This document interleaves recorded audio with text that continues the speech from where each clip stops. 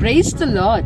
2 தீமோத்தேயு 1:7 தேவன் நமக்கு பயமுள்ள ஆவியை கொடாமல் பலமும் அன்பும் தெளிந்த புத்தியுள்ள ஆவியை கொடுத்திருக்கிறார் என்று சொல்லி வாசிக்கிறோம். பிரியமானவர்களே, இந்த காலங்களிலே நீங்கள் எதை குறித்து, யாரை பார்த்து பயந்து கொண்டிருக்கிறீர்கள்? தேவன் உங்களை பார்த்து சொல்கிற காரியம், நீங்கள் பயப்பட வேண்டியது என்ன? உங்களுக்கு தெளிந்த புத்தியை கொடுத்திருக்கிறேனே என்று சொல்லி நமக்கு தேவன் சொல்லுகிறார். தேவன் கொடுத்திருக்கிற தெளிந்த புத்தியினாலே நாம் எதை எப்படி செய்ய வேண்டும் என்பதை தேவனுடைய ஒத்தாசையோடு கூட யோசித்து சிந்தித்து செயல்படுவோம்.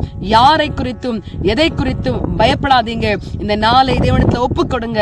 நிச்சயமாகவே அவர் காரியங்களை மாறுதலாய் முடிய பண்ணுவார். இந்த நாளிலேயும் தெளிந்த புத்தியை கொடுத்திருக்கிறவரை ஆராதிக்க விட்டு கொடுப்போமா? Praise the Lord.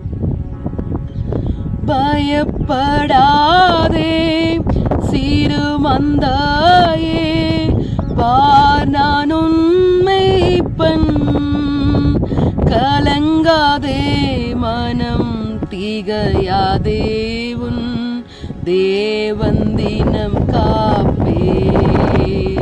ஆம் ஆண்டவரே, நாங்கள் எதற்கும் பயப்படாமல் இருக்கும்படியாக நீர் எங்களை உம்முடைய வார்த்தைகளை கொடுத்து தேற்றி கொண்டிருக்கிறதற்காக உமக்கு நன்றி செலுத்துகிறோம்.